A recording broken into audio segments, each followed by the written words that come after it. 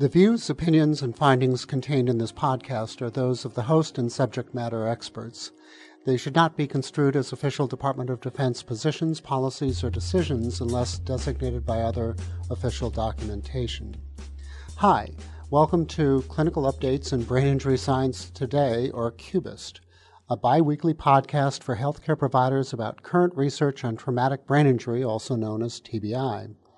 This program is produced by the Defense and Veterans Brain Injury Center, otherwise known as DVBIC. I'm your host today, Don Marion, and I'm a neurosurgeon and senior clinical consultant at DVBIC. In today's episode, I'll be talking with Dr. Ann Bunner. Dr. Bunner is a biologist and program analyst here at DVBIC. Ann and I will discuss a study entitled Neuroimaging of Sport Concussion, Persistent Alterations in Brain Structure and Function at Medical Clearance. This article was recently published in Scientific Reports by Churchill and colleagues. So Ann, hi and welcome. Hi, thank you, Don. Great study, a great pick. What was the key takeaway message from the study?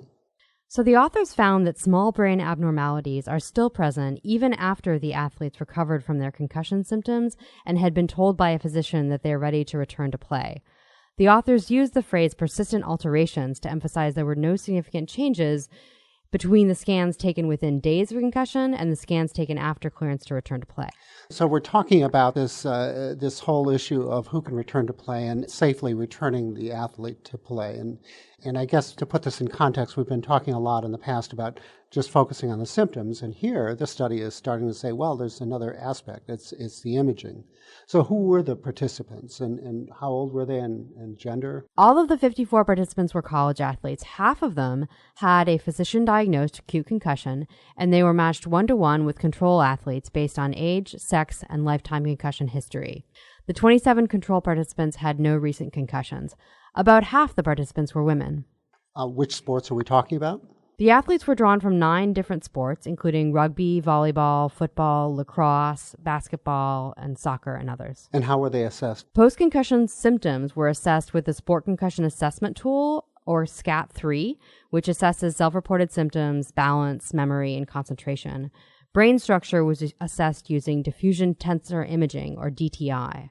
SCAT-3 is an unusual name. Is that a commonly used instrument for post-concussion assessment? It is commonly used, although the current version is the SCAT-5. The Sport Concussion Assessment Tool, or SCAT, is published by the Concussion in Sport group that also publishes consensus recommendations, commonly known as the Berlin Consensus. I discussed this consensus statement with Inbal in the 5th episode of CUBIST entitled Sport Concussion Consensus Statement. How is the SCAT different than the MACE? Are they similar? Or? The SCAT is more detailed than the MACE and a little bit longer. Okay. And so, Ann, what was the timing of the neuroimaging scans or studies that you referred to relative to the time of their concussion? Concussed participants were brought in for initial assessment a median of 4 days after injury and again after medical clearance to return to play.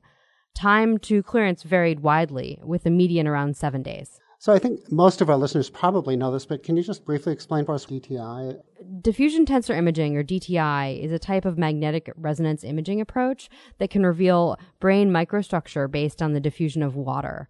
The specific parameters that are extracted from these scans are called fractional anisotropy, or FA, and mean diffusivity, or MD. These parameters directly relate to the diffusion of water in myelinated axons, but they also provide information about axonal integrity. And what did the researchers find with the neuroimaging data? So fractional anisotropy was lower in the concussed group than in the control group, both during the acute phase when they were symptomatic and after clearance to return to play. Consistent results were seen with mean diffusivity, with significant increases in MD in the concussed group at both time points in the same brain regions. In plain English, kind of tell us how these parameters relate to axonal integrity and the brain pathology. The concussed athletes showed evidence of edema and axonal injury.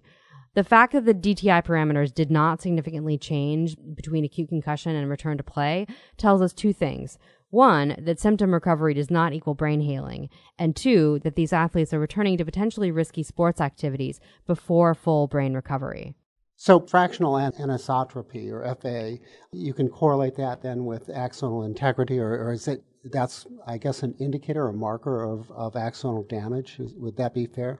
Exactly. So fractional anisotropy directly measures whether water diffuses in a straight line or in many different directions, as it is wont to do without constraint.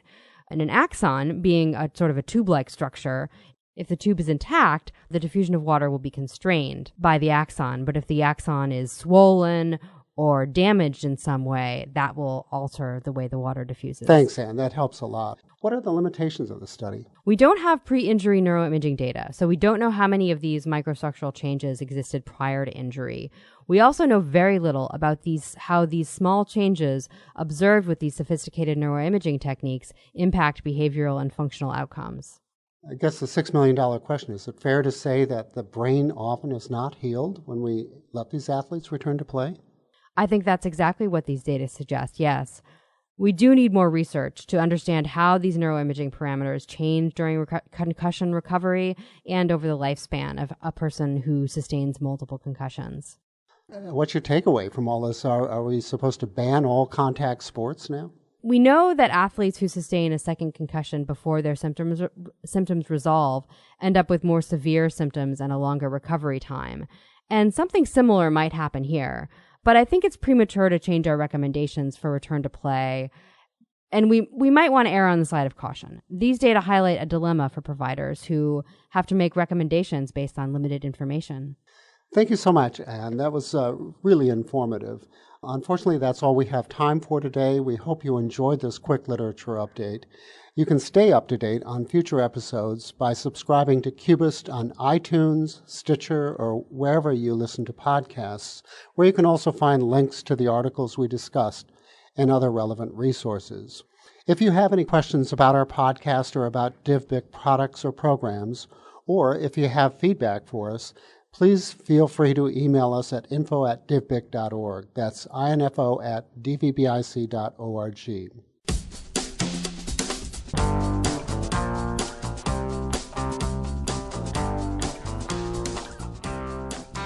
CUBIST is produced and edited by Deborah Balin and was hosted today by me, Don Marion.